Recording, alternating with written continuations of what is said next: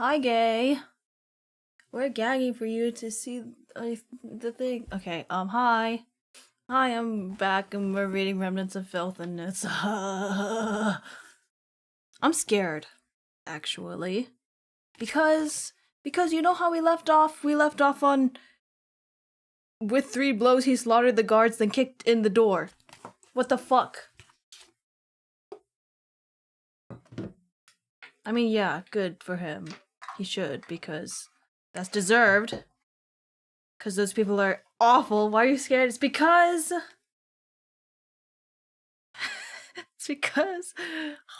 this book is so mean to me, and it had me sobbing like for like a good 2 chapters non-stop.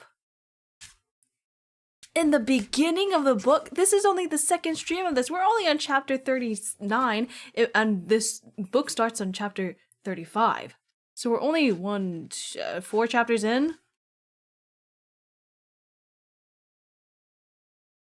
3 chapter. How does math work? Shut the fuck up. Shut the fuck up. But yes, this is what we're doing today. I hope you're having a good day. Or something. Do the math? No!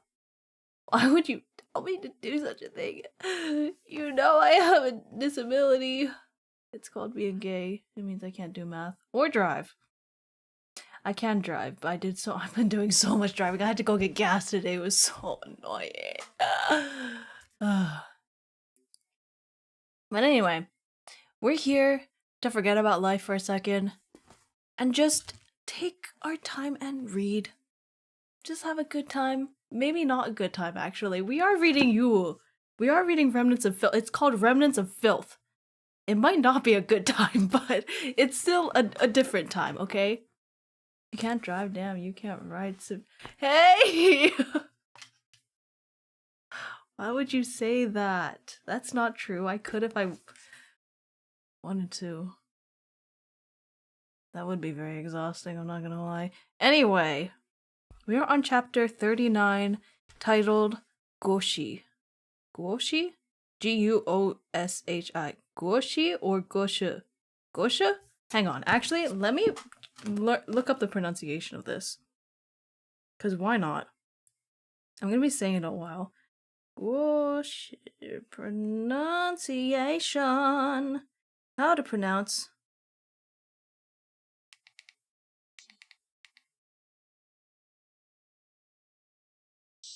It's a E? Okay. Good to know. Guoshi. Is it? No, it's not! Wait. Somebody help! Somebody help! They have different pronunciations! Ah! Okay, I'm gonna go with Guoshi for a while until somebody tells me if it's different, okay? Okay, that's what we're doing. Well, let's get started. We're on page 53. I have my tea. Just pick one. See, Guoshi kind of doesn't seem right to, like, it sounds fine, but a lot of things, when it ends in SHI, it's usually like a sh. So I don't know. Guoshi? I'm gonna go with a middle ground. I'm gonna try to do a middle ground thing. Alright, let's get started. The palace doors swung open. Behind them was a scene bathed in golden light. The elaborate ornamental trappings of Guoshi Hall were flecked with gold dust. Pale yellow drapes hung to the floor, which were strewn with mats woven of soft golden straw, each soft cushion embroidered in gold thread.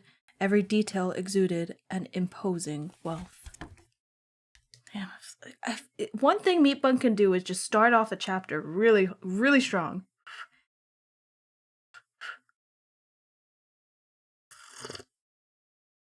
She can also fucking stab me in the heart. Just it keeps going. I think I burnt my tongue a little bit. It's okay. In this ethereal glow, a man in loose-fitting robe sat by the window with his back to Li Qingchan. playing the chin with his head bowed. That chin was covered in human skin and strung with human hair.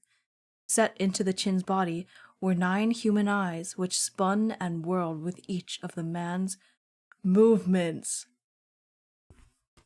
What did I say about starting off a chapter? Oh my god. What the fuck? Upon hearing the door kicked open, the man leisurely played a few last notes before muting the strings with his palm. Okay. What should I... Oh, what voice? Oh, what voice do I give him? What brings a guest here so late on this quiet night? He asked calmly. Li Qingchan raised his bloody sword, his voice deep with hate as he bit out 4 words. I come for vengeance. Ah, the Guoshi laughed, light as smoke. In all the 9 provinces, there's no shortage of people, men and ghosts alike, who seek me out for revenge. But those with the ability to single-handedly break into the palace and come to the doors of my hall, he turned his head unhurried. Those are truly few and far between. As he turned, all the light in the hall flared brightly. The Lao Kingdom's Guoshi wore a mask. His black eyes flickered behind it inscrutably as he chuckled. What kind of vengeance is Xianjun here for? Blood vengeance, Li Qingchan said fiercely. Oh? The Guoshi rose to his feet with interest. Whom did I kill? Li Qingchan knew there was no point in telling him Hong Xiao's name.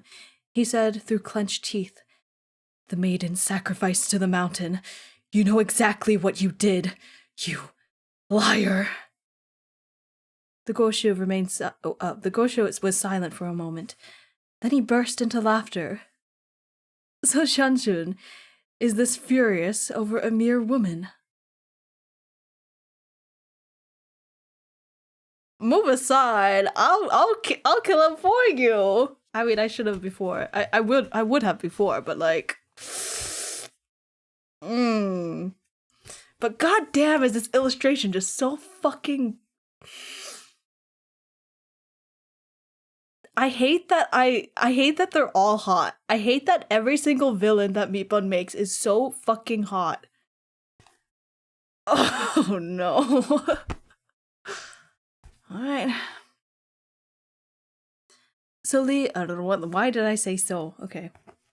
Li Qingchen was shaking with anger, his eyes red. You said you were looking for a woman with a certain appearance, to take them in as priestesses, to teach them to read the will of the heavens. But in reality, it was to bury them alive on Phoenix Feather Mountain as sacrifices to the mountain god. Is this not true? Is this not the truth, yes or no? No, the Guoshi replied. Li Qingchan was speechless with fury. However, he was the reasonable man. Upon hearing the Guoshi's flat denial, he restrained his overflowing hatred. Eyes wide and chest heaving, he stared at the masked man. The Guoshi sighed. Xianjun's assumption speaks to his ignorance. You accuse me in error. Li Qingchan seemed to want to ask, How am I accusing you in error? But he was too overwhelmed. The Guoshi's response was nothing like he'd anticipated. He didn't know how to proceed. I did indeed take in those women, the Guoshi replied, but saying I buried them alive in sacrifice to the mountain god is completely preposterous. Little Xianjun, let me ask you, how could Phoenix Feather Mountain have a mountain god?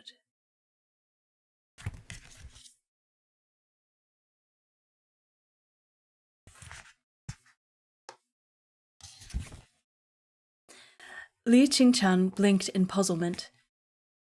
Even the gods of the 5 evil mountains probably wouldn't be... What? It's okay.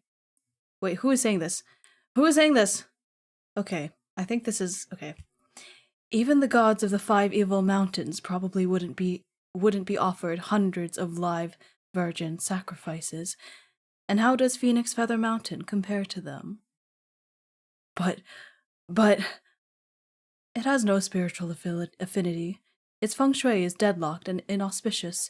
You heard the rumors on the street, and jumped to the conclusion that I wanted human sacrifices for the mountain god, and thus capriciously pushed those hundreds of women into earthen pits to perish. The Guoshi paused before continuing. Why would I waste my time on such a thing? Well, 1 second.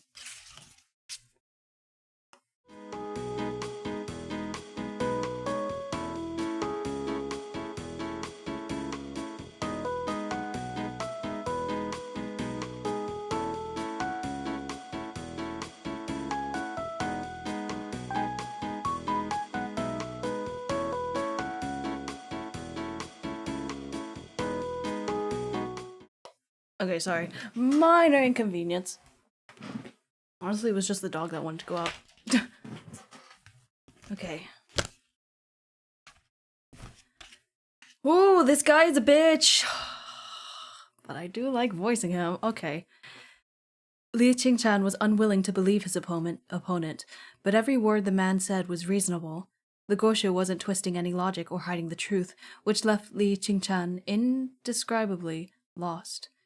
The look in his eyes was terribly weary and pathetic, as if the heavens had torn even the fire of revenge from him, leaving him with nothing but a cold and empty skeleton.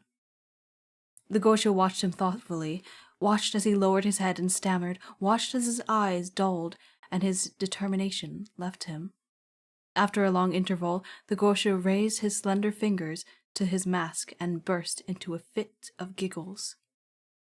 Li Qingchan looked up, his face deathly pale. And his face deathly pale at this man's strange behavior. In his bewilderment, the Guoshi was like a man toying with a little bird.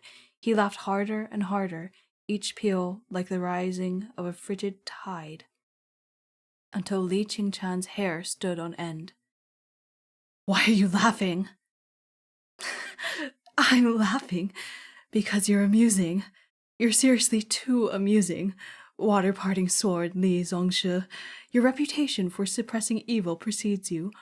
I've looked forward to meeting you for quite some time. Are all Zongshi of this era so naive and innocent? Li Qingchan was stunned. You knew who I was from the beginning. With the sounds that sword was making outside, wouldn't I have been deaf to miss it? So what you just said was all a lie? Li Qingchan spoke in a daze. The Guoshi sat back down on the chin stool, one hand on the zither, one on his knee. His eyes were bright and serene as he smiled sweetly. Why would I lie to you? I've told you nothing but the truth. I never sacrificed hundreds of women to any mountain god.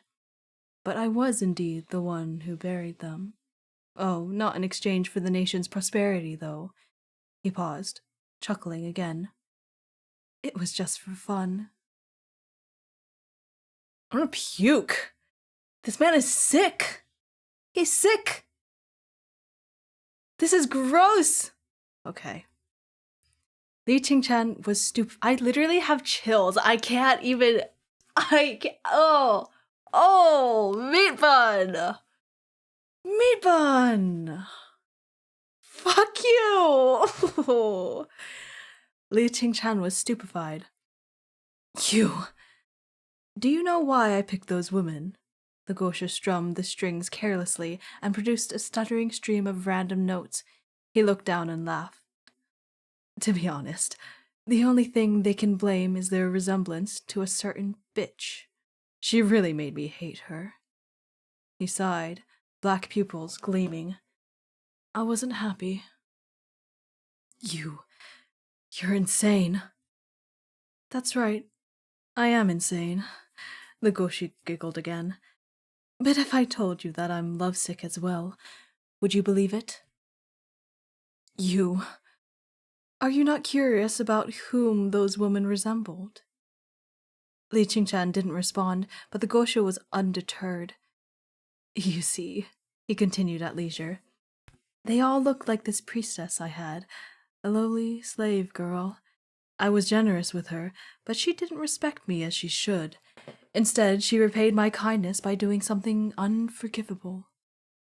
Then she vanished without a trace. I searched everywhere for her, with no success.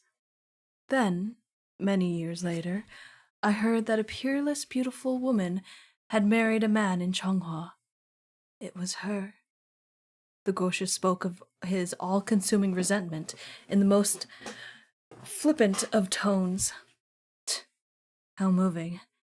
Everyone at the time said that such a pretty young thing must have been crazy to marry such a harsh and unfeeling man.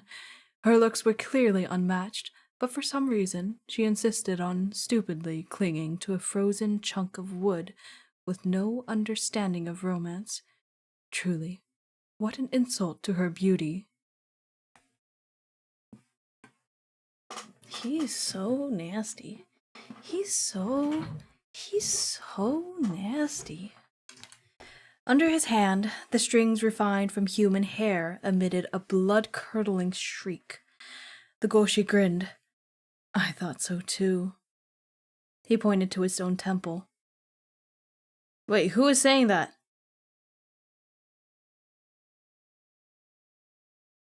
Wait, who is saying that? Wait, who said the beginning? Wait, spoke of his own. Yeah, that should have been him. Okay. He pointed to his own temple.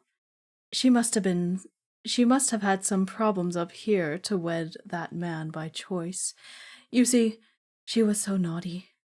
She refused to be a good Guoshi priestess, and insisted on becoming someone else's nagging wife. It really made me so mad. The Goshi's voice was cheerful, as if he were chatting about inconsequential matters. But what could I do?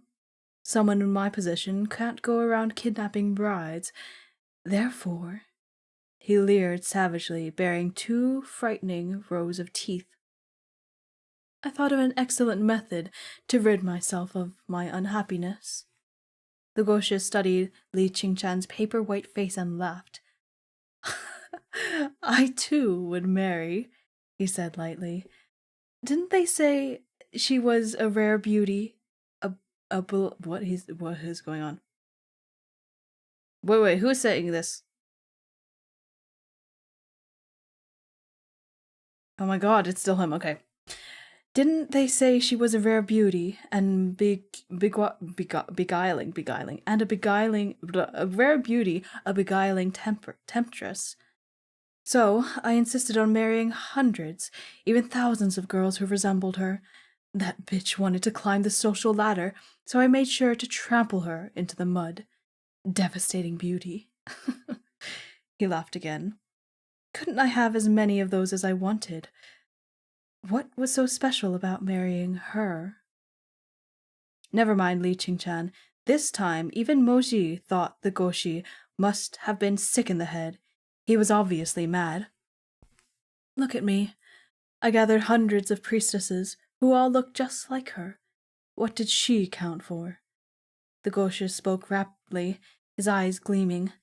I want wives, so I dressed them all in golden crowns and phoenix robes. I made them kneel before me, one by one. Li Qingchan held his tongue at this time, even though his face was waxy with horror. But at these words from the Guoshi, his expression changed. Hongsha would never kneel to you, he snapped. He didn't expect the Guoshi to merely glance at him and laugh without a word of denial. Yes, there were those who wouldn't kneel. Li Qingchan couldn't muster a response. The Guoshi licked his canines, luminously white and sharp. He narrowed his eyes, his tone syrupy. But all those who dared resist and refused, all those bitches, he scoffed. They learned to behave in death. You're such a... Li Qingchan shook from head to toe with fury. Hatred coursed through him, but because he was a righteous man who never cursed, he couldn't find the words to hurl back at the Guoshi. His face flushed scarlet as he sputtered through quivering lips. You... The Guoshi just laughed, his eyes flashing with cruel satisfaction. Why, those girls wanted to be arrogant and unbreakable? No problem. I buried them on Phoenix Feather Mountain and let the deadlocked feng shui refine them into vengeful ghosts. Enough. Plenty of disagreeable things happen in this world, and of course people don't always do as I'd like. I can't guarantee every one of my own wishes, but I can at least make it clear to everyone that they live at my mercy and die at my whims. You must be insane. You're insane! Li Qingchan could endure no more. With a flash of jade-green light, he swiftly drew his sword and struck toward the Guoshi's neck. Moji was a veteran of countless duels. He could instantly tell that Li Qingchan had perfected this move over the course of a lifetime. It was enormously powerful, capable of shattering stone and scattering snow. Certainly, no more than 3 swordsmen on earth were a match for this strike. But the Guoshi didn't even flinch. From his lofty perch, he plucked the strings of his human skin zither and produced a ringing twang. The glare of the water-parting sword faltered, then blinked out completely. How? Li Qingchan was stupefied. Even Moji had never fathomed that such a mighty slash could be nullified so easily. The Guoshi rose and lifted 2 fingers, his silhouette swift as a ghost. Before Li Qingchan had gathered his wits, the Guoshi had already reached out his hand and pinned Li Qingchan's blade between his fingers. With the slightest exertion of force, it shattered. You! Li Qingchan leapt back and shook his head in horror. How did you? The Guoshi laughed. How did I neutralize your sword so easily? Words failed Li Qingchan once again. The Guoshi's eyes sparkled serenely behind the golden mask as he carelessly tossed the sword hilt aside and slowly stepped closer to Li Qingchan. His hand shot out to brace against the pillar behind Li Qingchan, and he edged in like a hungry panther. They locked gazes. It's the water-parting sword. The Guoshi's voice was low and sickly sweet. How could I not know it?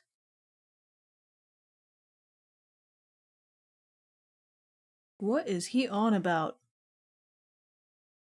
The last vestiges of blood in Li Qingchan's face had drained away.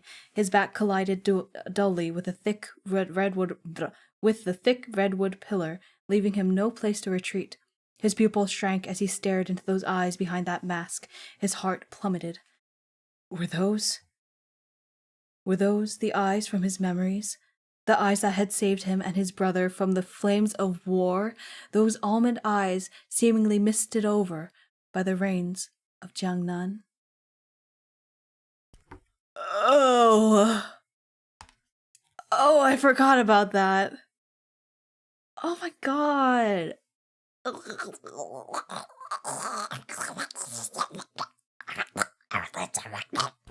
It's all fucked up. It's all pretty fucked. Let me take a sip of my tea. Oh my god, okay. He couldn't be sure, and he was afraid to be sure. He felt cold, like every drop of his blood and every inch of his flesh had frozen over. His water-parting sword technique had been developed from that green-clothed cultivator's sword manual. Who besides the man himself could possibly break his technique so easily? But how could this raving madman in front of him, this dark and depraved Guoshi, be his savior from back then? How? How could it be? The only thing they had in common was a golden mask. Plenty of cultivators wore masks to conceal their faces. How could this lunatic be his benefactor? How? He had already lost Hong Shao. He had lost his future. Now, the merciless heavens sought to raise his even past. No way. You can't be. Li Qingchan trembled. The Guoshi's gaze was like a knife slicing into the space between Li Qingchan's brows. Slowly, he tore through skin and flesh to read the swordsman's horrified thoughts. Although this water-parting sword wasn't perfect, I was very fond of it in my youth. The Guoshi chuckled lightly. Listen, A sword of 5 years turns the seasons, a sword of 10 years turns back time. Just from the 2 lines, you can tell what kind of silly youth wrote this. Li Qingchan shook his head. No, he cried, words tumbling madly from his lips. You can't be him! There's no way! The Guoshi didn't answer. He cast his eyes downward and bared his teeth in a cold leer. Li Qingchan, since you learned from my sword manual, that more or less makes you my student. Dear disciple, this teacher knows you must hate me, but there's plenty of fun yet to be had in my lifetime. All I can do is send you off ahead of me. Li Qingchan's face was pale as bone. The Guoshi chuckled. I originally wanted to use the vengeful ghost from Maiden's Lament Mountain to refine swords, but you came along, you little brat, and ruined my plan. Thank goodness you threw yourself into my trap. Now I have something else to play with. Don't worry. Once you're dead, Shifu will definitely refine you into a powerful weapon. Be a good boy now. No tantrums.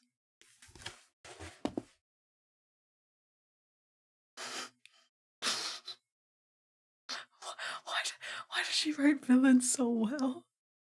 Why does she write villains so fucking well? What? What?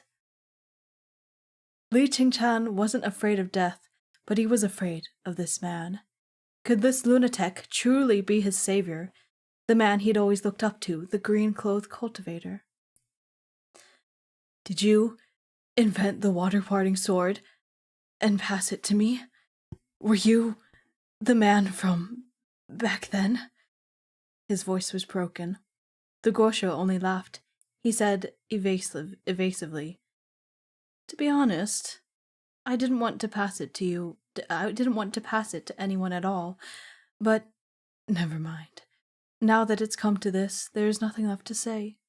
He stood up, his eyes flashing with cold light. Come along now.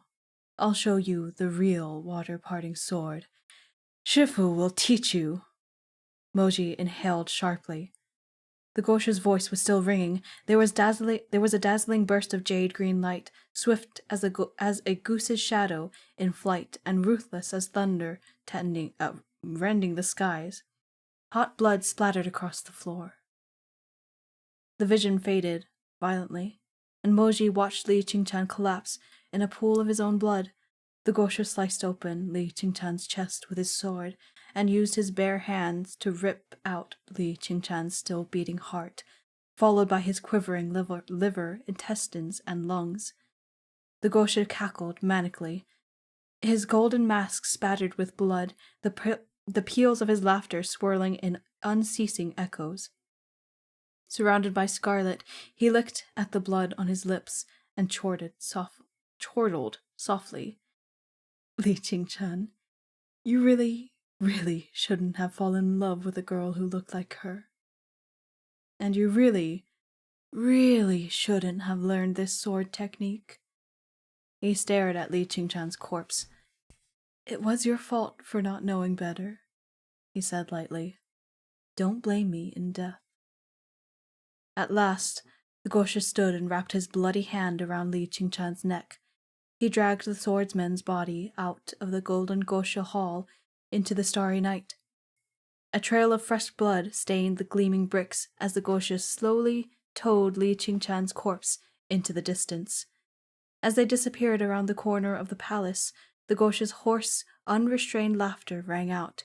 He recited in a sighing voice filled with delight and madness. A sword of 5 years turns the seasons. A sword of 10 years turns back time. This sword's edge sharp enough to part the waters. He paused and let out a shout of rapture and anguish, breaking the night's stillness. This life, too short to part my heart from yours. Crazed singing filled the vision like a whirlpool, and everything began to fade. Without warning, Moji dropped into an abyss of darkness.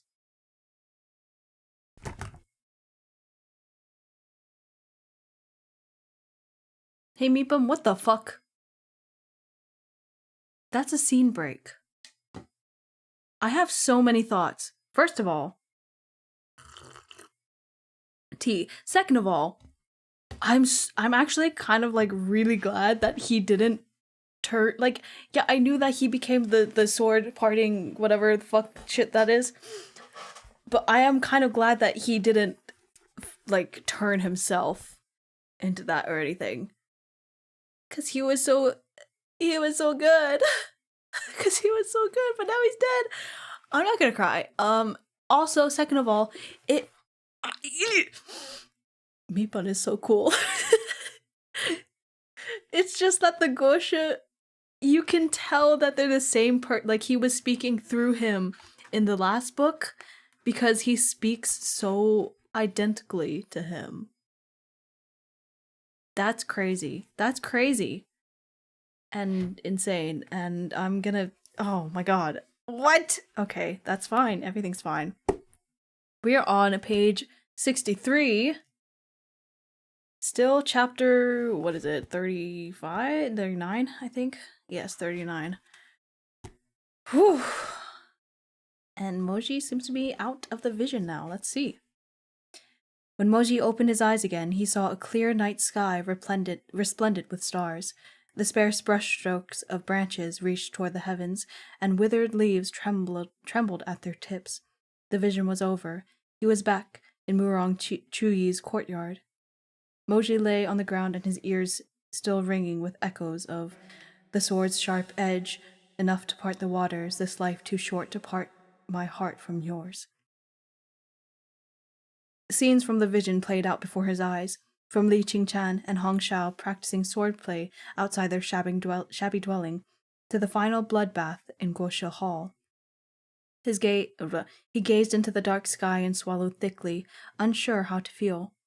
Only after a long while did a thought rise to the surface. He wondered, what if Hong Shao had never gotten sick in the first place? Don't we all wonder? What if the heavens had blessed her with health and good fortune? Would those two have stayed together forever? The world would have one fewer sword demon and one more pair of lovers. The little drum would have become an old lady who still tagged along with Li Qingchan, noisy as ever. Could this have been possible? Moji wasn't sure. When he was younger, he knew very little of love. He believed that any couple could stay together so long as they persevered. Later, he discovered that wasn't the case. As it turned out, destiny was a force in this world. When couples in love weren't fated to last, they were destined for poverty, hostility, illness. All of these and more became unimaginable, unpredictable weights, hammering down on their interlocked hands. Doesn't he know it? When some people felt that pain, they let go. Those who persisted despite the hurt probably ended up just like Li Qingchan, gruesomely mauled, his bones shattered and tendons torn. He had been stalwart to the end, but still he broke. He endured all that suffering only to end up unrecognizable. Moji rose. His eyes swept over the group's sleeping forms. The medicine hadn't yet worn off for the others. Finally, his gaze landed on Gu Meng, who remained unconscious as well. Moji's heart felt painfully tight. He couldn't help but think that he and Gu Meng were the same, separated by the yawning chasm of class, crushed beneath the resentment of their homeland. Gu Meng couldn't bear the pain, so he had left Moji. In the end, Moji was the one who had been left behind. But perhaps their relationship couldn't be compared to that of Hong Shao and Li Qingchan. Perhaps Moji and Gu Meng were never holding hands in the first place. Perhaps it was Moji who had clung to Gu Meng's fingers out of a wishful, unrequited love, demanding that he stay and refusing to let him go. He didn't actually know if Gu Meng's declaration of love had been sincere. Moji closed his eyes and brought a hand to his throbbing temple. Slowly, he pulled himself out of the lingering illusion and his own heartache. The others have begun to stir as they woke from the vision, one after another. So this is heartache. So this is heartache. Yue Chenqing, Chun-Ching, yes. I'm not gonna be switching. No, I am gonna be confused between the two, still. Yue Chun-Ching had experienced neither suffering nor the helplessness of love, and so thought he pitied Li Qingchan. He wasn't especially, and so though he pitied Li Qingchan, he wasn't especially moved. The last scene had thoroughly disgusted him, however, and he retched as he struggled to his feet. That Lao Kingdom Guoshi, he must be insane! Yue Chunqing gulped for air after emptying the contents of his stomach. What's he scooping out other people's organs for? Was he a wolf in his past life? He said weakly. The two Murong seemed mostly unperturbed. Murong Chuyi's eyes were closed in expressionless meditation, while Murong Lian leaned wearily against a decorative stone and said, You know how sword spirits are. The more horrifically they died, the more powerful they are. There used to be a master artificer who liked to coat people in glue, peel off their skin, cover them in sugar water, and throw them into a wasp's nest.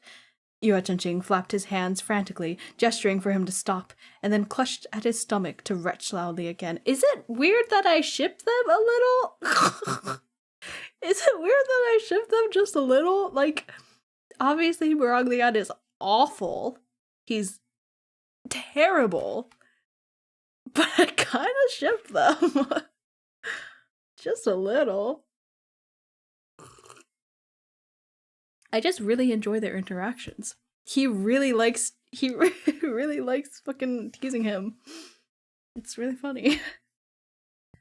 Murong Lian stopped. Actually, I think I could describe it as more as bullying him, but okay. Murong Lian stopped, disgusted by Yue Chunqing's antics. He braced a hand against the stone and pulled himself to his feet. After stretching briefly, he sneered. At least I know now that Li Qingchan's water-parting sword wasn't his own work after all. He learned it from that sword manual the Lao Kingdom Guoshi gave him.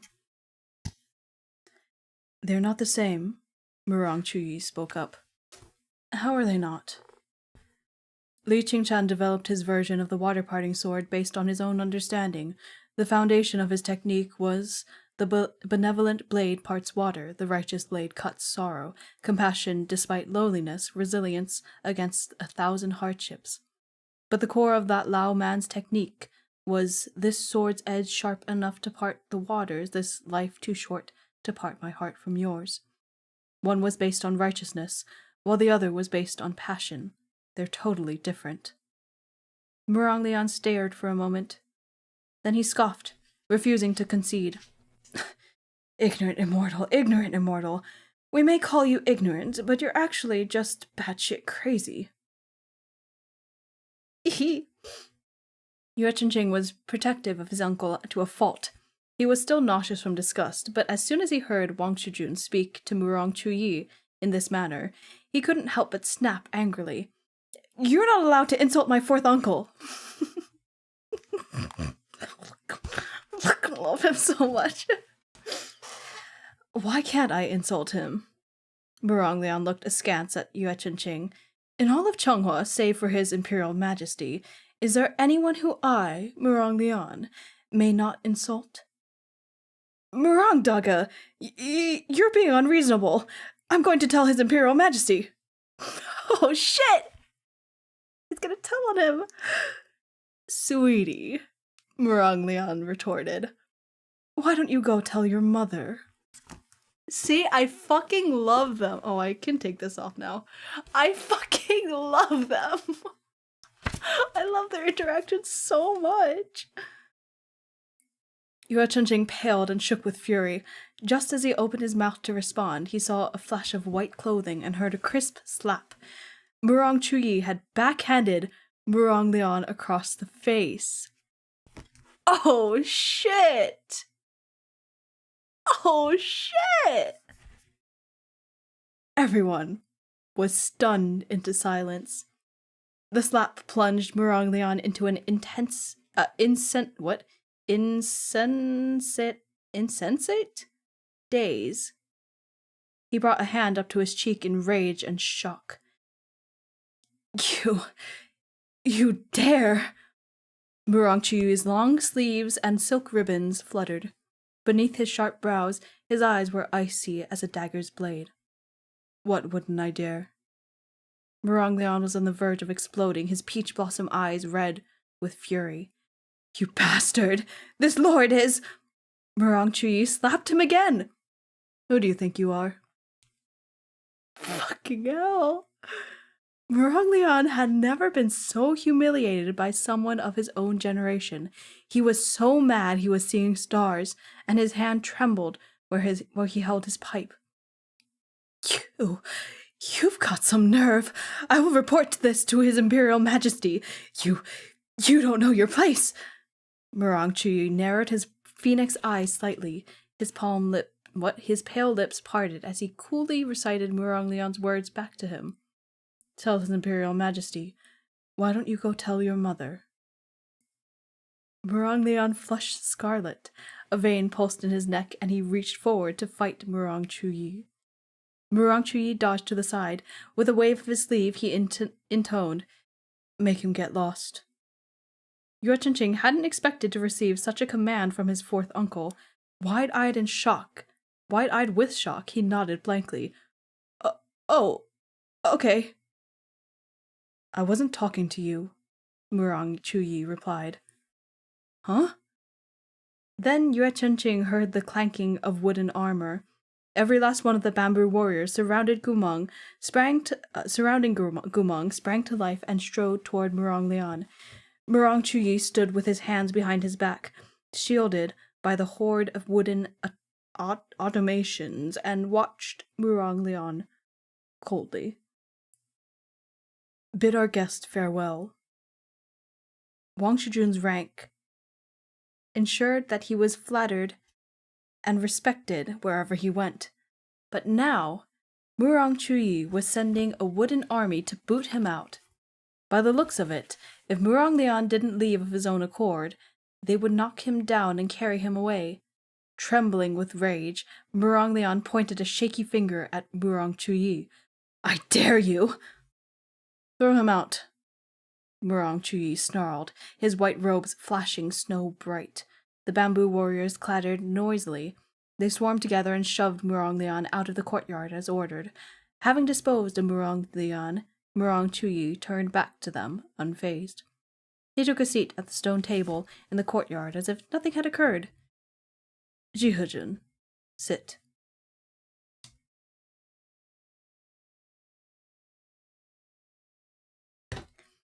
Moji had no words. The ignorant immortal was truly unhinged. Yue Chenqing, for his part, was used to his uncle's disposition. Fourth uncle, can I sit too? He asked earnestly. Murong Chuyi didn't even look at him. You stand. Okay, Yue Chenqing mumbled. Murong Chuyi raised a finger. Two bamboo warriors quickly came forward from beneath the colonnade and set the table for tea. After 2 cups were poured and placed, Murong Chuyi continued conversationally. Let's talk business. Now that we know what happened to Li Qingchan, what are Jihujun's thoughts regarding the fugitive sword demon? Moji stole another glance at Gumong before turning back to Murong Chuyi. He won't leave Changhua of his own accord. He'll seek out the peerless beauty that the Guoshi mentioned. But that sword spirit was so strange, Yue Chenqing mused. The Li Zongshi we just saw was such a nice person. How come he's... Li Qingchan is a sword demon, not a sword spirit, Moji replied. After his violent death, he was refined into the Hongshao sword. He likely retained some of his own thoughts at first, but the Guoshi must have kept Hongshao by him for a long time. It probably came into contact with significant quantities of resentful energy and fresh blood.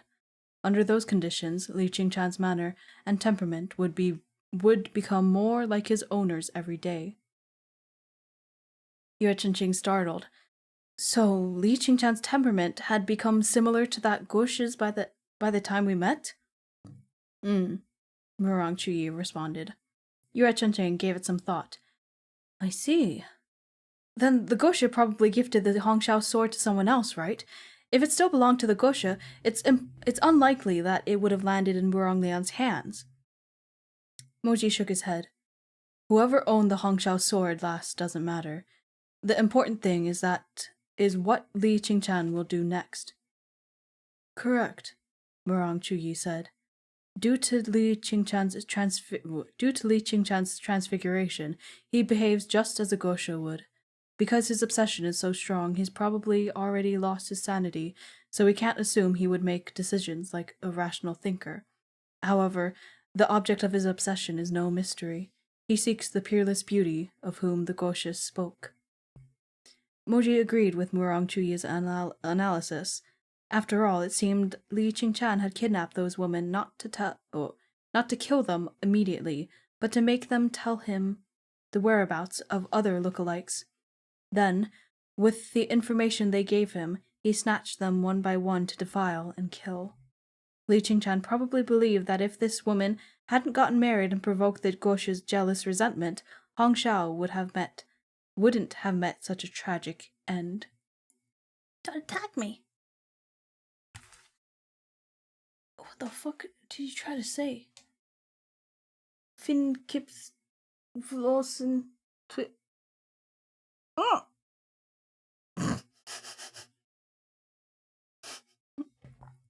Oh, was that perfect timing? Li Qingchan had become a crazed monster. Moji considered this and turned to the young man beside him. Yue Chenqing. Oh, who's speaking? Yue Chenqing. Do you know who was considered the most beautiful maiden in Chonghua 10 years ago? That's the end of the chapter. Oh shit, okay. That's the end of the chapter. That was a long one. I'm not gonna lie. That one was quite long. Was it? 1, 2, 3, 4, 5, 6, 7, 8. Yeah, it was a bit longer. Maybe not. Whatever. I guess I just went slow. I don't know. Almost an hour per chapter? Yeah. I mean, it seemed... It was long. Maybe it's just me. Maybe I'm just being slow today. Anyway. The next chapter is chapter 40. It's called Peerless Beauty. It's a beaut. 10 minutes before ads start. Okay, let's just read as much as we can before the ads get here. Alright, page 71. Yue Chenqing grinned. You asked the right guy, that's for sure. Every year in Chonghua, meddlesome people put out rankings for all sorts of things, and I love to read them. If we're talking about most beautiful maiden 10 years ago, that's got to be Su Yuro. Su Yuro, yeah. Moji knew little about women, and he was especially disinterested in those who stayed cloistered in their chambers, yet were known as peerless beauties far and wide. The name Su Yuro was passingly familiar, but he couldn't recall precisely who this woman was. Have you seen her? Does she look anything like Hong Shao at all? Yue Chenqing shook his head back and forth. Miss Su always wears a veil. Very few people know what she looks like. As her junior, of course I wouldn't have had the chance to see her face either. At this last, he heaved a rather regretful sigh. Did she eventually marry a cold-tempered man, just like the Guoshi said in the vision? Moji asked. Yeah, she did. Yue Chenqing pondered for a moment before he exclaimed, Her husband does have that kind of temper. Was the Guoshi actually talking about her? Moji and Murong Chuyi exchanged glances. Given how easily even Yue Chenqing recalled this woman, it would surely be a simple matter to find out more. Li Qingchan must have long known her identity, so why hadn't he moved to capture her? Who did she marry? Moji asked. Yue Chenqing started, then smacked his forehead. No way! I thought you two would have known whose wife she is. After all... What? After I said all... What the hell? I thought you two would have known whose wife she is after I said all that. Fourth uncle, Ji Hejun, you've never read Beauties of Chonghua? Silence. What about Chonghua's wealthiest? Yue Chunqing asked again. Asked helplessly, my bad. Who did she marry? Moji snapped impatiently. Medicine Master Jiang Fuli. Yue Chunqing was baffled. She's the wife of Chonghua's richest merchant. You two didn't know? Moji's eyes darkened. No wonder, he thought. The two most inaccessible places in all of Changhua were Murong Chuyi's artificing workshop and Healer Jiang's medicine room. Moji didn't know much about Miss Su, but he had heard of Madame Jiang. It was said that this lady was incredibly delicate and remained in seclusion within the Jiang Manor's medicine room year-round to look after her health. She was completely shut off from the turbulent events of the outside world. Li Qingchan must have initially been too cautious to move against the Jiang clan directly, but now that he had fused with his sword vessel, all that remained was his demonic appetite for violence. He was surely going to target the Jiang residents next. At this thought, Moji rose and glanced at Gumeng, who was asleep beneath the porch, surrounded by a cluster of bamboo warriors. Who's speaking? Okay. I'll pay the Jiang residents a call, he said. Murong, I'll trouble you to look after. A deafening explosion cut him off. Moji, Murong Chuyi, and Yue Chenqing all looked up to see, over the walls of the estate, Chenghua's eastern market, in raging flames. And, what the fuck? Over the walls of the estate, Chenghua's eastern market, in raging flames and noxious smoke, billowing toward the sky. What happened? Yue Chenqing stammered in surprise. Let's take a look, Moji said. Yue Chenqing quickly nodded and started to follow Moji. When he turned, however, he saw that Murong Chuyi hadn't moved. He was still seated at the stone table, giving instructions to the bamboo warrior he'd summoned. Yue Chenqing hesitated. Fourth uncle, are you not coming? Murong Chuyi's eyes flicked over to Gumeng. Didn't you hear Zhihejun ask me to look after the criminal? I can't go, he said mildly. That made sense to Yue Chenqing, so he left it at that. The moment Moji and Yue Chenqing stepped foot outside the grounds of Yue Manor, they were met with droves of commoners, women, children, and the elderly among them, fleeing in a panic. Imperial guards and cultivators attempted to direct the crowd from the sidelines. Go to the Bureau of Public Safety! Everyone go to the Bureau of Public Safety! The fire in the east roared brighter and brighter, illuminating a great swath of the sky. The Imperial guards were like shooting stars streaking across the darkness as they mounted their swords to snatch commoners out of the sea of flame. Although Moji and Yue Chenqing were still far off, they could hear the wailing sobs of victims and shouts of cultivators. Capture him! Bring in reinforcements! Capture the demon! Needless to say, that demon could be no other than the sword demon Li Qingchan. Yue Chenqing was shocked. Why did Li Qingchan start his rampage here instead of going straight to Jiang Manor? Moji suspected that perhaps Li Qingchan had gone to Jiang Manor, but hadn't found the person he sought. Let's head to the eastern market first.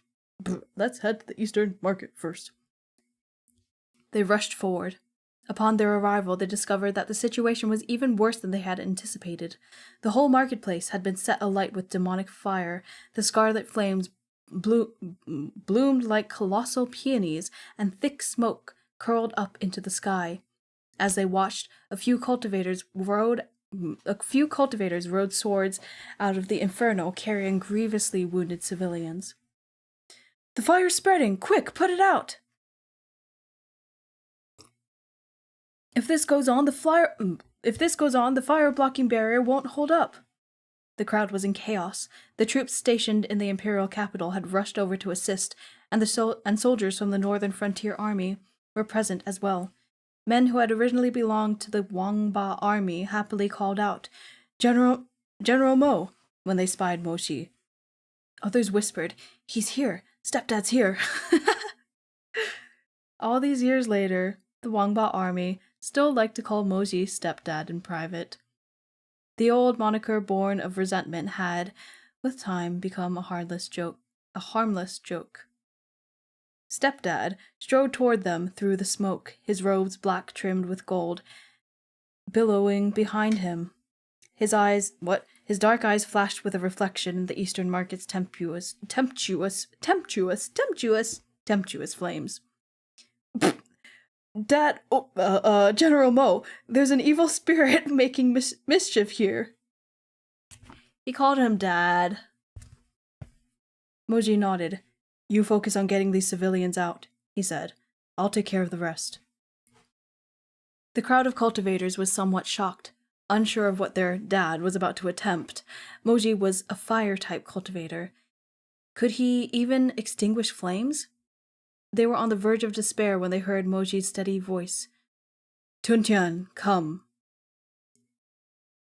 A clarion whistle pierced the air like a whale's call ringing through the abyssal ocean.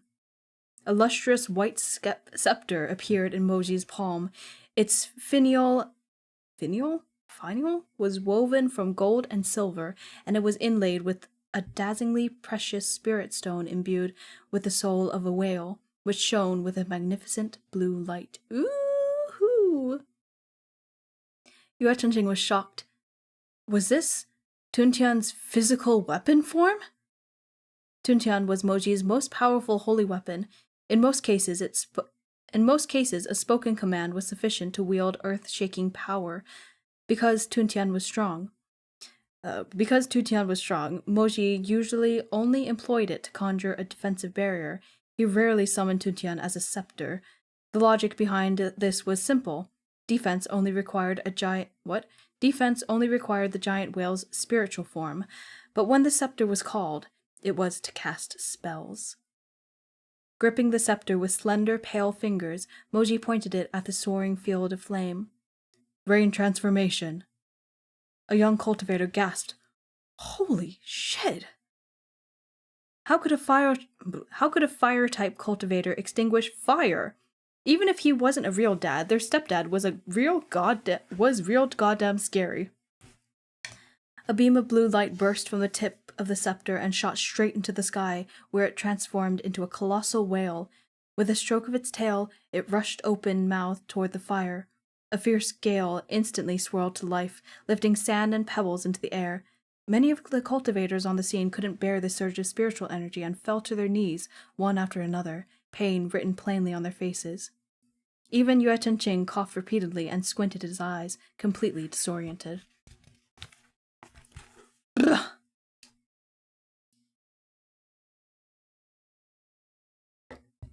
The massive cerulean whale clashed with the rollicking? The massive cerulean whale clashed with a rollicking sea of fire. Plumes of foam and furious gusts of wind came forth one after another as waves and flames surged for 100 miles. In an instant, the dark night lit up, bright as day. A deluge of rain thundered down to soak the entire breadth of Chenghua's capital. Moji's face was pale as precious jade amid the torrential rain. Torrential. I can't read, and that's fine. Blue light and red fire chased each other through his eyes as his black imperial leathers whipped in the wind. What does that mean?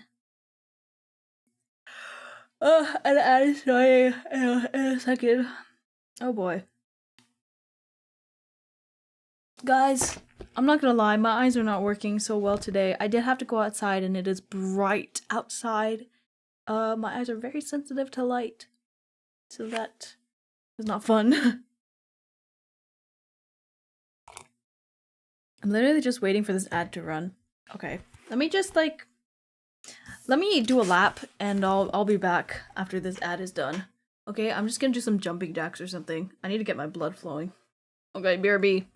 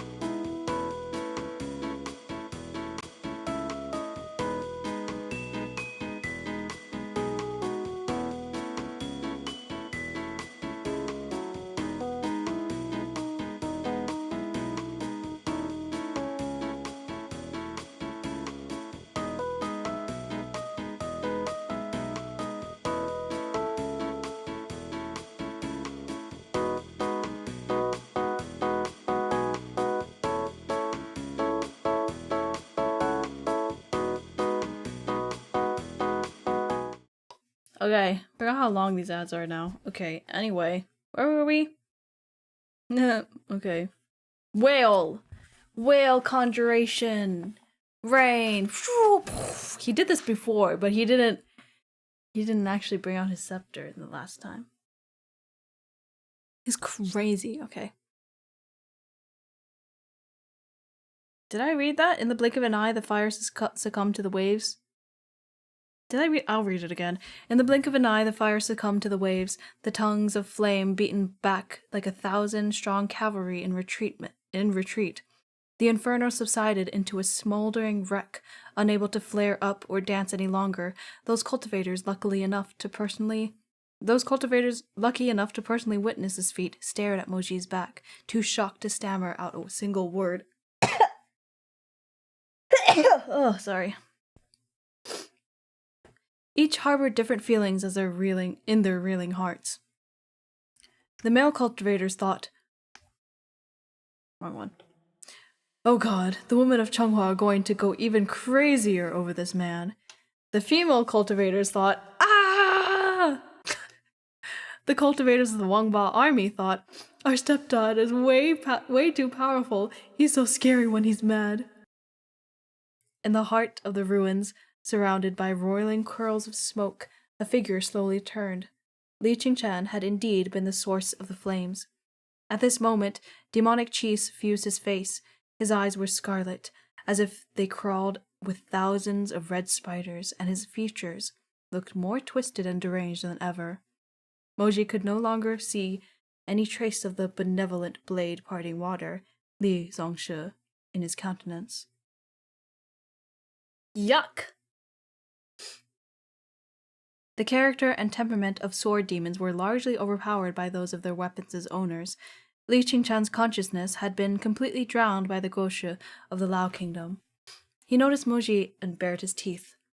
Moji, he cried. You protected Changhua today, but can you protect it always? Can you guard this city without sleep for eternity? Hand over that Su bitch, or I'll give Changhua no peace. Aha! Yarchunching exclaimed.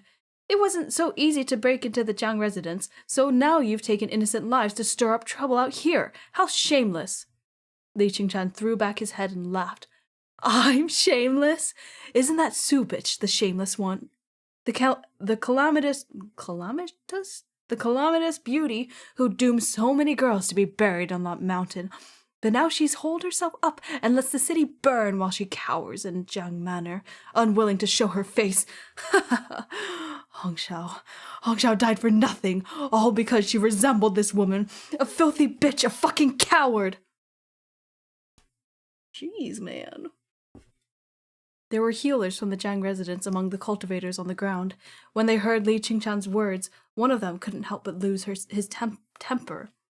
Nonsense! Our family's madam cultivates in seclusion away from outside influences.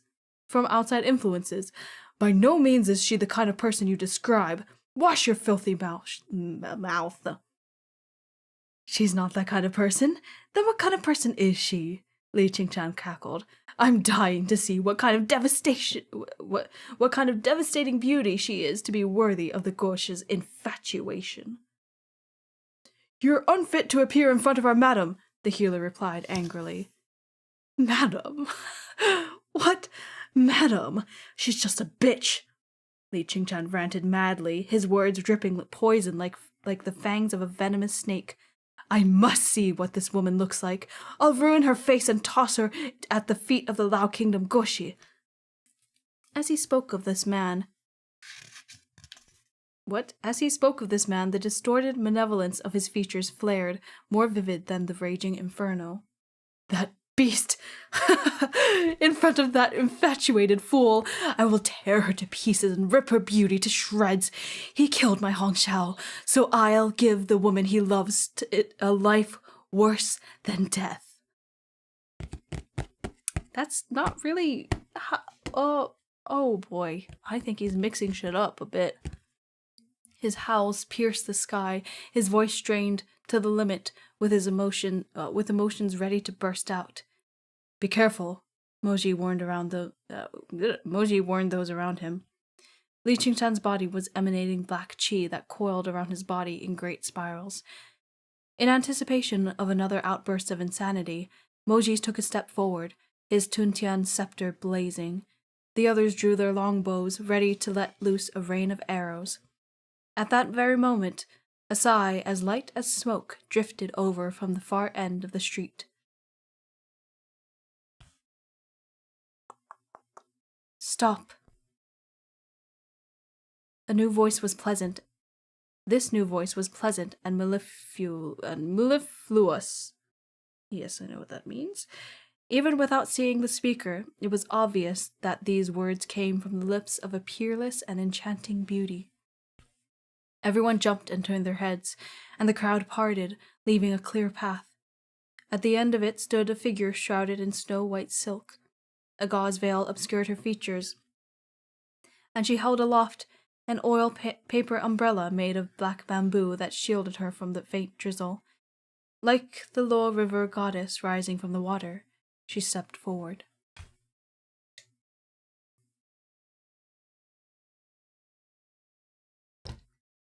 Li Qingchan's pupils contracted. The healers from Jiang Manor were aghast. "Madam, why have you come?" one of them exclaimed. "Madam, it's too dangerous. If you were to come to any harm, how would we answer the master when he returns?" "If not for the voice message from Yue Manor, I would not have known of such a serious event," Madame Jiang said. "How long were you planning to keep this from me?" As she spoke, she walked with steady steps toward the sword demon, Li Qingchan. Yue Qingqing's jaw dropped in astonishment. "Yue Manor?" Fourth uncle probably told her, he realized. The thought made him vaguely uneasy. Everyone said his fourth uncle was cold-blooded and indifferent, that he lacked a moral compass and cared only for outcomes. Yue Qingqing knew there was truth behind these sentiments. Fourth uncle had evidently summoned Madame Jiang because he wanted her to bring an end to Li Qingchan's madness. Although this tactic was highly likely to achieve the desired result, it had pushed Madame Jiang into the inferno. What it was speaking right now. The ignorant immortal has never questioned the cost of attaining his goals. Even if the price was the life of a family member, he wouldn't think twice. Such was Changhua's opinion of Murong Chuyi. Yue Qingqing deeply disliked hearing such words. In his eyes, his fourth uncle was a man of careful consideration who acted in accordance with his own principles. Yet such impartial consideration was at heart inherently cruel. Madame Jiang stopped before Li Qingchan and gazed serenely at him. "Your..." Light flashed in Li Qingchan's pupils. "Oh, this is him. You're Su Yuro?" "I am indeed," Madame Jiang said. "You sought me out in order to take revenge on the Lao Kingdom, Guoshi. Is that right?" "Yes." Li Qingchan clenched his jaw. "I need to see what you look like. I must see that face that doomed all those girls from Maiden's Lament Mountain to be buried alive." Everyone expected Madame Jiang to refuse. She fell silent for a moment, then surprised them all. "Since you want to see my face, I'll let you look. It's just that." "Just that what?" "There's something I want to tell you first," Madame Jiang said. "But aside from you, I don't want anyone else to hear. It doesn't concern them." Li Qingchan looked her up and down, as if trying to determine whether she was hiding any demon-suppressing weapons. In the end, he spat out, "I'm not afraid of your tricks. If you lie to me, I'll gouge out your heart, tear it in half, and eat." "I brought nothing with me besides this umbrella," Madame Jiang said. "But I'm afraid your mind will break down completely after you hear this. You may not be able to bear it. Think carefully about whether you wish to know."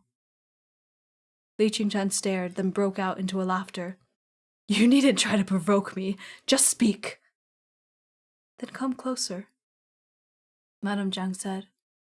And so the crowd looked on as Li Qingchan tilted his head to listen to Madame Jiang lean and Madame Jiang leaned toward him. Beneath the drifting veil, her mouth moved slightly as she spoke. Li Qingchan's expression of deranged malevolence froze. By the time Madame Jiang straightened up to gaze at him calmly, the cold light in his eyes and the utter shock on his face had dumbfounded the onlookers. "What did she say to him?" someone whispered. "I don't know." Li Qingchang looked over at Madame Jiang as if she were a ghost. After a long while, he took a step back, his face deathly pale. "No, it can't be. How could it be?" "Not one word I spoke was a lie," Madame Jiang said. There was a beat of silence. Li Qingchan suddenly howled like his heart had been torn out. "You're lying! You bitch! You liar! You made it up! You... Didn't you want to see my face? After you see it, you'll know whether I made it up or not." Madame Jiang stepped closer to Li Qingchan. From this angle, no one could see her features save for Li Qingchan himself. She raised her pale and supple fingers to lift her veil.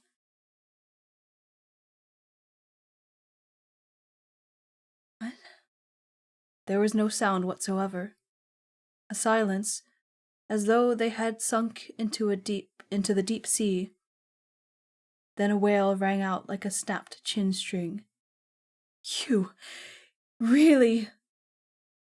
"Do you believe me now?" Madame Jiang asked. "Your hatred was misplaced all along." Li Qingchan stumbled a few steps away, threw his head back, and burst into maniacal laughter. "Ridiculous! Aren't I truly ridiculous? All along, I actually believed." Fury tore through his heart. His wishes were smashed to bits. Under the onslaught of these emotions, he doubled over and spit out a mouthful of dark blood. Teeth stained black, his knees buckled, and he sat heavily on the ground. His entire being seemed to have been shattered. He laughed through his tears, then pointed to Madame Jiang. So that's what it was," he cackled, his chest heaving violently as his eyes a terrifying red. Madame Jiang said nothing. "Now I know. The Guoshi's reasons were actually..." Li Qingchan didn't finish the sentence. Of course he didn't. Of course he fucking didn't. Of course, because we have to not know anything ever.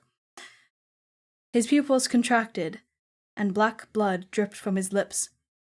Arching his neck to laugh again, he harshly cried out, "How absurd! How utterly absurd! What a joke! I hated for so long. All in vain. All for nothing." The sword demon knelt with his face upturned, his wailing in anguish. He let out one cry after another, each more miserable and tormented than the last. In the end, he crumpled to the ground, spasming as black chi engulfed him. Li Qingchan raised one hand to block out the sky. He mumbled, choked on sobs. "All in vain." His obsession was released. He lay on the ground, and his mad laughter slowed and died in his throat. There was a rattle like the calls of a dying crow, which slowly softened into a rasp. At last, he lay curled on the ground, like the awkward finale of a crucial joke. Nobody could have imagined what a mere handful of words from Madame Jiang, a mere glimpse of her face, would unravel. The obsession that had consumed this sword demon for a lifetime. He had seethed with killing intent only minutes ago, yet now he melted into a puddle of foul blood. Just like that, Li Qingchan dissolved away. How could he? What the? Wait, who is... I think this is a crowd. How could he? What the? The crowd lapsed into silence. Everyone stared at Madame Jiang in astonishment, as if trying to penetrate her veil and pry out her secrets. What kind of story had fluttered from this woman's red lips to Li Qingchan's ears.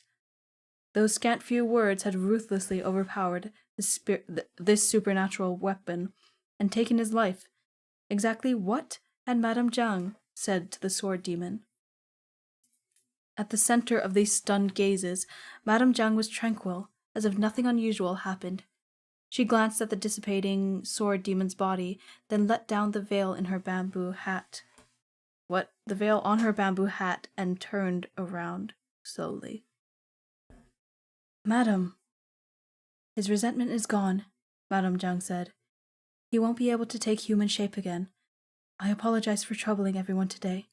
My guilt and shame are immense. She bowed her head in obeisance to the assembled cultivators. Regarding the damage to the Eastern market, I'll tell my husband when he returns, and we will make reparations as soon as possible. She paused. If you'll please excuse me. Tinnitus!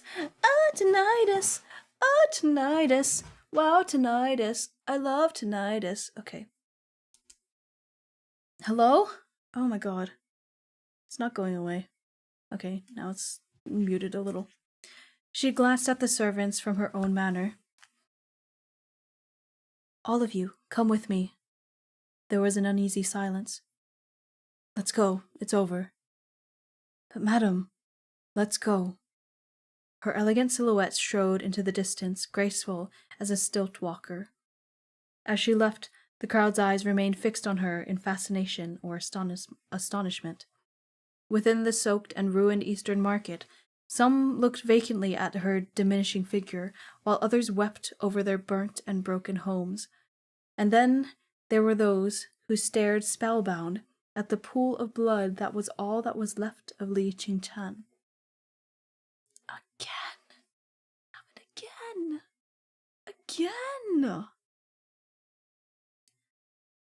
Just how beautiful is she? Yue Chenqing mumbled. Why did Li Qingchan's obsession dissolve when he saw her? Is Madame Zhang just that much more beautiful than Hong Xiao? Moji said nothing. He stared, frowning, at the grisly puddle on the ground. He knew the truth couldn't be so simple. Madame Zhang's ability to break Li Qingchan's obsession definitely wasn't because of her beauty. There must have been something more. Otherwise, he wouldn't have said that his hatred was all in vain. What was it that he had hated in vain? Yue Chenqing noticed his expression and ventured tentatively. Shihajun. Moji shook his head. Everyone has their own secrets. If it's not necessary to know, then there's no reason to pursue this. Oh, okay. Return to Yue Manor. I'll report this to His Imperial Majesty. Yue Chenqing acquiesced. Yeah, that's the word. But as he turned to leave, he saw something in the periphery of his vision that made him stop in his tracks. He walked up to a little house that had been in the path of the flames. This dwelling was humble and in a state of disrepair. It was obvious that at first glance that it didn't belong to a rich family, yet on its window was a spiritual talisman that gleamed with gold. The Yue clan's talisman of indestructibility. On closer inspection, Yue Chenqing saw that this house wasn't unique. Many of the surrounding structures bore the exact same talisman. Although these houses had been severely damaged by the fire, the talisman's protection had very likely prevented them from being completely devoured by the flames, and allowed their inhabitants to be rescued. But Yue Chenqing reached up to take the depleted spiritual talisman between his two fingers. His brow furrowed lightly. How strange. The talisman of indestructibility was the most expensive one his family sold. When the rapist was going around, everyone had wanted to buy one, but few could afford it. His paternal uncle even had to repel a few cultivators who had stirred up a fuss with his fourth uncle, while his fourth uncle hadn't bothered to respond at all. So who then? Who had given them out? As he turned the question over in his mind, Yor Chunqing thought of someone, a frail and sickly silhouette as pale as a lotus root, sitting on a wooden wheelchair with a blanket spread over his lap. Jiang Yezhe. That's right. Jiang Yezhe had always been overly sensitive. He was an invalid who couldn't even take care of himself, but somehow his heart was still too soft for his own good. The talismans of indestructibility affixed to these destitute homes were likely his handiwork, gifted to the poor. Yor Chunqing felt some discomfort at this thought. On one hand, he felt that the dispassionate way of his fourth uncle and father were rather cruel. But on the other, he had heard hundreds of derisive comments about Jiang Yezhe ever since he was small. People said that Jiang Yezhe didn't possess any particular talent, that he did nothing but sell out the Yue clan's secret techniques in order to suck up to others and bolster his own reputation. But if Jiang Yezhe hadn't given these people talismans of indestructibility out of kindness, then how many more innocent lives would have been lost in the Eastern market today? Yor Chunqing was conflicted. He had no idea what to think. The incessant noise around him disturbed his thoughts, making them even more confused and unclear. He thought vaguely. This time, between fourth uncle and Jiang Yezhe, could it be that fourth uncle was wrong? And that's the end of that chapter. My lord! Oh my god! Oh no. No, it's fine. It's fine. It's fine.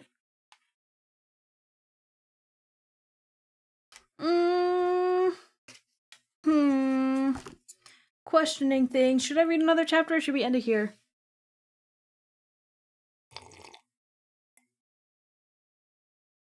I don't know, I'm getting a little tired.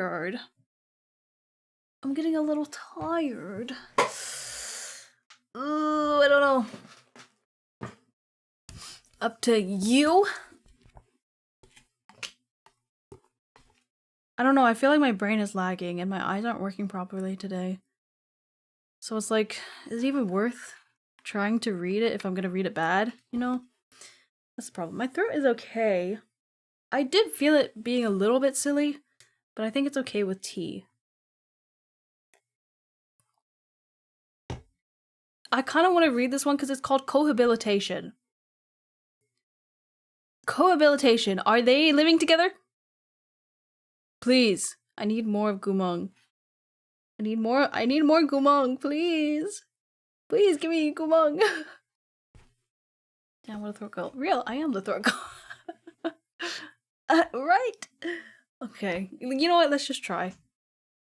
You know what? I'm really itchy. I think, okay, there's a nest that's there's these two birds that are building a nest under the roof siding thing. It's like under the roof, right? It's like directly under the roof, but like still on in the roof, basically. I think I saw a TikTok about bird mites, and I think that's what's happening, or maybe I'm just paranoid, but I don't know. It doesn't feel nice. I'm a little itchy. Get a lighter. Hey, I don't want to do that. I don't know though. I'm gonna have to talk to my sister about this. Anyway. Chapter 41, page 87. Let's go. Although the immediate crisis with Li Qingchan was over, Moji knew in his heart that this matter was far from resolved. While everyone on the streets was busy trying to guess what exactly Madame Jiang had said to the sword demon, Moji had realized, from all the other details, that this was only the tip of the iceberg. However, he had said it himself, everyone had their own secrets, Moji included. He could easily imagine himself in Madame Jiang's shoes, and thus had no desire to make trouble for no reason and dig up her past. Besides, there was the matter of Gumong. The Emperor had said that whoever dealt with the real culprit of those heinous crimes would become Gumong's rightful handler. However, Li Qingchan's obsession had ultimately been dispelled by Madame Jiang's mysterious words. Neither Zhihe or Wangshu had anything to do with it. The emperor was deeply vexed. Do we have to give Gumong to Jiang Manor?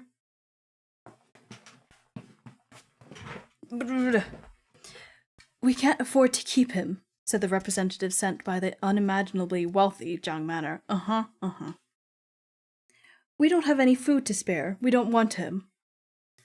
And so the emperor thought, it was Murong Chuyi who had summoned Madame Jiang, so why not give Gumong to Murong Chuyi? Murong Chuyi's response was only 2 words. I'm broke. The emperor was so angry he collapsed back into his throne in a huff. These 2 families, one selling medicine and one crafting magical implements, were the 2 wealthiest clans in Changhua. But now neither was willing to take Gumong, obviously because they were reluctant to insert themselves into the conflict between Wangshu and Zhihe. Honestly, I don't blame them. Vol.2 real! In the end, the emperor couldn't avoid making a decision that was bound to offend at least one party. After careful consideration, he at last decided that Moji would take the man back to his manor. The beast of the altar would be moving to a new den after all. Yippee! Yippee! So it was that Moji returned to Yue Manor to retrieve Gumong. Upon his arrival, he saw Murong Chuyi standing by the well with his hands clasped behind his back, watching the flowers falling. His white clothes shone like moonlight, and his silhouette was graceful, but his expression was indifferent. His gaze swept over Moji without any perceptible emotion. He simply said, "He's in the bedroom on the east side." Moji nodded in thanks. As he was taking his leave, Murong Chuyi called out to stop him. "Jihejun, wait." "What is it?" Murong Chuyi considered briefly before responding. "Has Jihejun ever doubted whether Gumong has truly lost his memories?" A pause. "Why do you ask?" "Last night, when I went to the room to check on him, I heard him talking in his sleep," Murong Chuyi replied. This wasn't the first time such a thing had happened. In the prison, when Gumong had been unconscious, he had mumbled, "I want a home," as he lay unconscious. But Moji's heart still stuttered. He forced himself to remain composed as he asked, "Is that so? What did he say?" "A name. Lu Jiangjing," Murong Chuyi said. Moji was silent, but his hands curled into fists and his knuckles went white. Lu Jiangxing was an old friend of Gumong's and one of the direct causes of Gumong's treasonous defection. Even though Moji had known that Lu Jiangxing only liked pretty women, he and Gumong had been so inseparable that Moji had never warmed up to him. Now, hearing that Gumong had called Lu Jiang... Oh my god, his name is not hard, it's easy. Jiangxing's name in his sleep, his chest inevitably grew tight with frustration. He even felt a little dizzy. But he would never let his discomfort show on his face, so even though his blood ran cold, he only nodded his head and said gravely, "Quite suspicious." "These are likely just a few scraps of memory," Murong Chuyi said. "But you should keep your guard up if you're taking him into your manor. After all, he was an agent of the Lao Kingdom. If his memory loss is actually cover for a scheme, I fear that the disaster he would bring will be far more serious than Li Qingchan's." There was really no need for Murong Chuyi to tell him this. Moji was already deeply concerned. He wanted to get to the bottom of it as soon as possible, both for the sake of Changhua and his own selfish reasons. Be selfish! Accompanied by Murong Chuyi, Moji entered the eastern bedroom.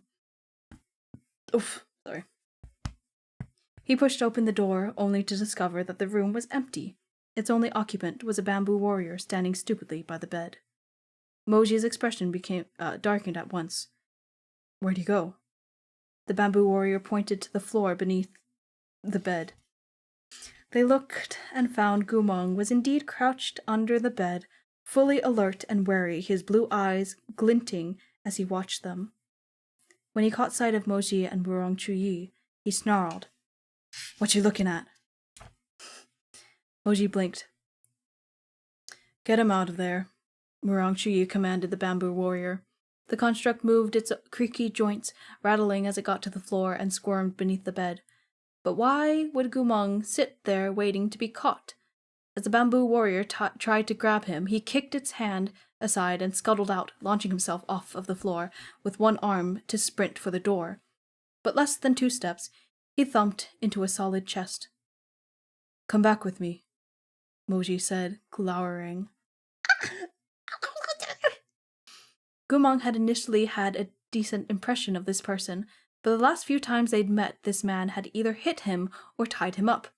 Gumong had been completely helpless against him. Even the sigils on his neck was of no use. Of course he didn't want to listen to Moji. Gumong shot him a glare and aimed a vicious kick at him. Moji grabbed Gumong's ankle without even looking. His face grew stormier. "You've already tried this kick. You're sure you want to do it again?" "Move," said Gumong. His other foot arced through the air as he tried to pivot off Moji and kick him over. But how could he know that Moji would be so familiar with his moves, even when he switched his second strike? The moment Gumong leapt up, Moji dodged to the side and elbowed Gumong in the knee, killing his momentum. With a single swift movement, he had Gumong slung over his shoulder. Gumong was unable to escape, but he still refused to concede. "Let me go!" he shouted. Moji had much on his mind. What with the specter of Lu Jiangxing? What with the specter of Lu Jiangxing and the possibility that this was an elaborate plot on Gumong's part? Gumong's attempt at resistance only stoked his fury. All that held him back was the fact that they were within Yue Manor. He restrained his feelings with an expression of displeasure. He asked Wurong Chuyi, "Do you have any rope?" "It's no good for tying him up." "I don't mean to tie him up." "Then what do you mean to do?" "Shut him up."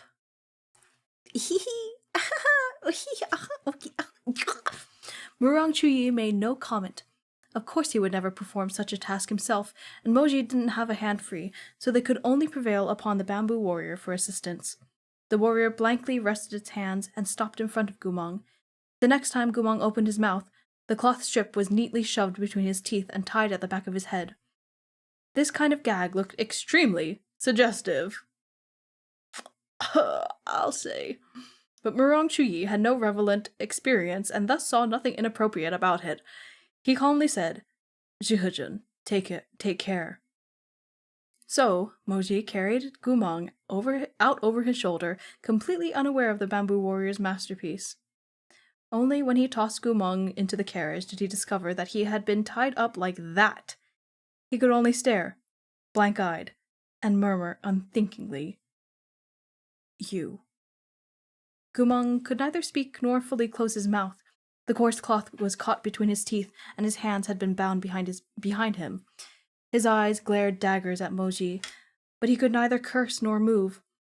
He could only pant as he lay on the mat within the carriage's curtains, clothes in disarray.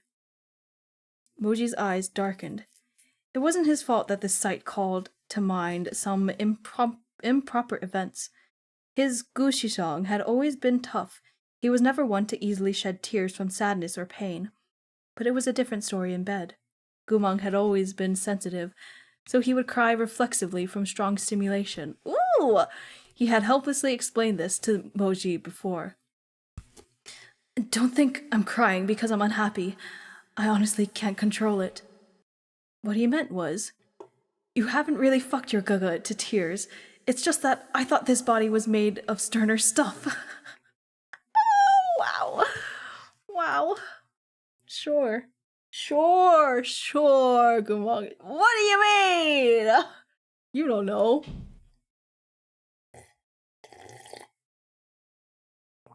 I do cry easily. But not like this. Maybe. I actually wouldn't know either. At the time, Moji hid his smile and said, "Yes, I understand." In reality, Moji loved to watch Gumong cry in bed, especially when he stubbornly and desperately tried to hold back his tears but still ended up sobbing. He loved to watch Gumong's eyes, delicately slender at the ends, and his lips soft and warm as tears streamed down his flushed cheeks and into the hair at his temples. In these moments, Moji knew for sure that in actuality, this fierce and dauntless beast, his invincible Gumong Gaga, also had weakness that made him flinch when touched. Weaknesses, my man. Wow! Ew! Shut up. Okay. Moji had once been so adoringly infatuated with the Shishong in his bed.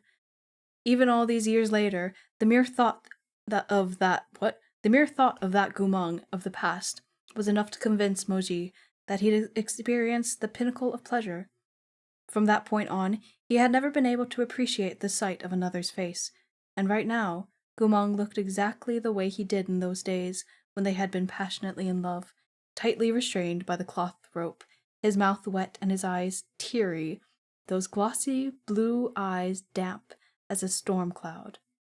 Surely, trouble lay ahead. Old habits die hard.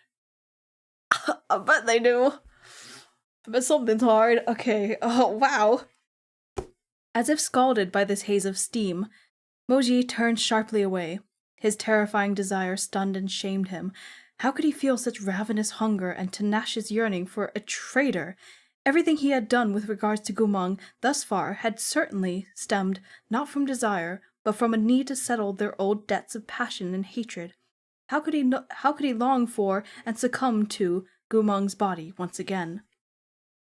But a certain part of Moji had stiffened against his will. Oh, okay, just like that, okay.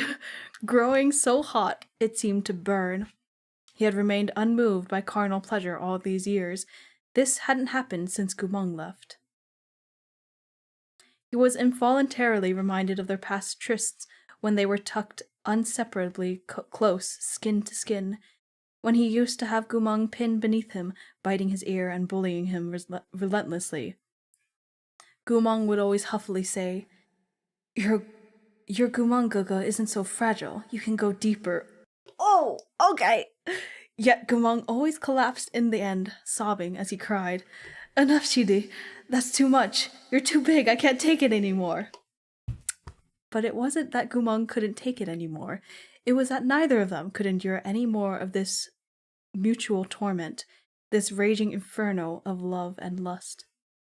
Even now, the memory of that pleasure yet lingered. Moji cursed under his breath and tossed one of the carriage cushions over Gumong's face. He turned to look out the window, and the journey passed in silence. The carriage came to a stop in his manor. My lord, we're here, said the coachman from outside. Moji had originally planned to tote Gumong outside just like this, but upon removing the cushion and getting another eyeful of Gumong's face, he quickly threw the cushion down again. He didn't want anyone else to see Gumong the way he looked right now, not even the coachman. Moji tapped Gumong's acupoints to render him unconscious and loosened the rope. With a stormy expression, he hauled him out of the carriage. Why couldn't he have done that before? A chilly voice came unexpectedly from behind him. Who? Oh my god, of course it is. Oh, Sihajun, that was fast. Moji unconsciously drew Gumong deeper into his arms, then realized this was inappropriate and pushed him away again. Meronglion, pipe in hand, shot him a fluid glance. Moji suppressed his rage and took a breath. What are you doing at my manor? He said coldly. Just passing by. Then keep moving. I won't see you off. You. Meronglion's peach blossom eyes narrowed, and he gritted his teeth. You asshole! Just you wait! You wanted to shelter this evil beast, but you're sure to regret it. It was hard to say if Moji would regret it or not, but it was going to be troublesome, certainly. From the moment What? Okay, I'm distracted. Sorry. From the moment he'd walked out of the palace, Moji had been thinking about how to deal with Gumong. Letting him live in luxury was out of the question, but consigning him to wait upon others like Murong Leon had done wasn't an option either. Moji still hadn't thought of a suitable resolution by the time he returned to his manor. Once he was back in his own study, Moji closed his eyes to rest. His attendant came to change the candles, but Moji stalled him as he turned to leave. Li Wei, don't go yet. There's a matter I'd like to speak about. What? There's a matter I'd like to speak to you about. They missed out the two. That's fine. Although Li Wei was a long-winded and gossipy chatterbox, he had an ironclad sense of loyalty and a formidable boldness. He was always quick with new ideas and never failed to handle matters with utmost care. But sometimes, like right now for example, he was Moji's clueless enabler. My lord, the enabler replaced the lampshade and bowed. Please ask away, my lord. This one is all ears. Say, Moji muttered, if someone were to feign mental impairment, under what conditions might they most easily be exposed? Li Wei was momentarily stumped. Why can't you just say you haven't given up, that you still want to see if Gumong is pretending? He thought to himself. Isn't this question a little too obvious? But everyone knew that Moji was proud and haughty. If Li Wei exposed his little scheme, this young general would sulk in silence for days. Li Wei had no chance but to pretend to be completely oblivious. If they were deliberately faking it, they would surely have their guard up at all times. It would be hard to catch someone like that in a lie, like a wild and wary beast. They would sniff for danger before each step they took. It would be practically impossible for them to fall into a trap. Moji nodded. Continue. My lord should let nature take its course. Since they'll naturally be consistently on guard, you must consistently test them, Li Wei suggested. What do you mean? Moji asked after a brief pause. Put him to work. An abacus of laziness began to tick away in Li Wei's heart. Make him do the laundry and chop the firewood, cook and clean, have him sleep, eat, bathe, practice martial arts. In short, find things for him to do. The more tasks he must complete, the more details he might expose to you, my lord. If you only set a single trap, a wild beast might manage to avoid it. But if you set traps everywhere, he'll eventually stumble and fall in. He just wants to lessen his workload, which, honestly, fair. Fair to him. Moji looked at him without replying. In this grave silence, Li Wei began to doubt himself. Did Jihujin realize that Li Wei wanted to train a competent helper? Did Jihujin realize that Li Wei wanted to train a competent helper and thus slack off? But at that moment, Moji turned away from Li Wei to face the window. All right, we'll do as you suggested. But the sight of this person irritates me. You handle it. I'm sure it irritates you in some way. If Li Wei were stupider than he was, he would agree and say, Okay, Jihujin, this one will immediately go handle it. But the enabler, Li Wei, was clearly not stupid. He continued to feign ignorance and blankly asked, Of whom does Jihujin speak? Handle whom? Moji came back to his senses with an awkward cough. Oh, I forgot to tell you. Li Wei humbly awaited Moji's instructions. It's Gumong, Moji said. I've already brought him back and knocked him unconscious. He's still asleep in my room right now. I've left him alone for the time being. See about finding him a place to sleep and some task for him to do. Li Wei was stunned at first. Someone else was allowed to sleep in the Lord's bedroom? He thought. Wasn't he a major clean freak? But after turning it over in his head a few times, he quickly understood. His lord had once marched and fought alongside Gumong. Back then, neither of them had made a name for themselves, and they must have lived in humble accommodations. They likely had to make do and sleep in the same tent, so it wasn't so improper for Gumong to sleep in his lord's bed now.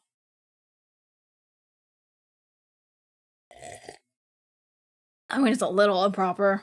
It's a little improper. After coming around to this idea, Li Wei sighed. He inwardly rolled his eyes and thought, disgruntled. Before you even walked through the door, everyone had already heard that you fought with Wang Shujun and dragged the beast of the altar back to your den. Who do you think you're fooling? But he adopted an expression of alarm. Ah, it's that Gu... Yes, Gumeng, Moji impatiently replied. When did you become a stutterer? Yes, Gumeng. In another lifetime, Li Wei was surely destined for the stage. Oh my goodness, not him! Who in Changhua doesn't know he's a fighter? Wouldn't this be a death sentence upon this subordinate? Moji paused. I have already placed an alarm sigil on him, he said. If there is any aberration in his spiritual energy, I'll know at once. There's no need to worry. Go on. Li Wei confirmed his instructions and thanked Moji in every possible way, until the fingers with which Moji was massaging his forehead gradually balled into a fist. Only at this point did Li Wei say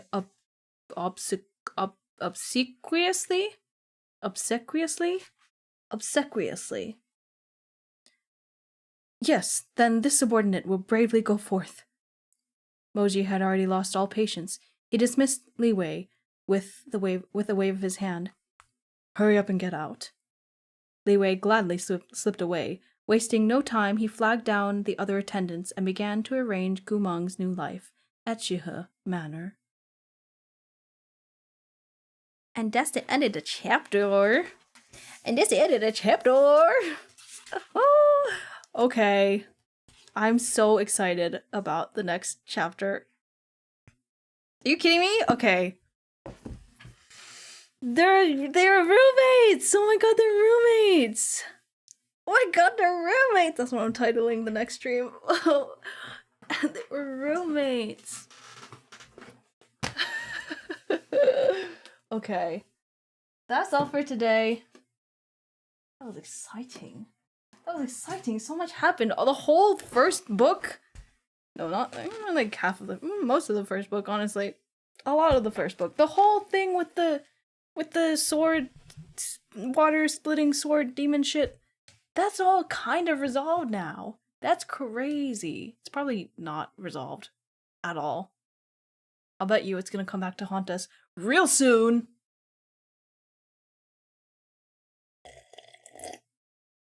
But yeah, that's all for today. Thanks for watching. Thanks for hanging out. Oh my god. Don't you already know it? No, I don't know this book. I don't know this one. This is Remnants of Filth. The other one is Scum Villain. I know Scum Villain. That's what we're doing on Saturday. Sunday. Yippee! That's what we're doing on Sunday, I think. Probably. Most likely. But, yeah. Thanks for hanging out. Thanks for watching. I think I'm just gonna end stream. We're not gonna raid today. I'm tired. That was something. And the hint of the smut in it? Oh no, I actually don't know what I'm gonna do when the smut comes. I mean, I do, but it's like, I just want to read it. I just want to read it. It's fine. The thing is, smut it does add a lot of plot to the plot.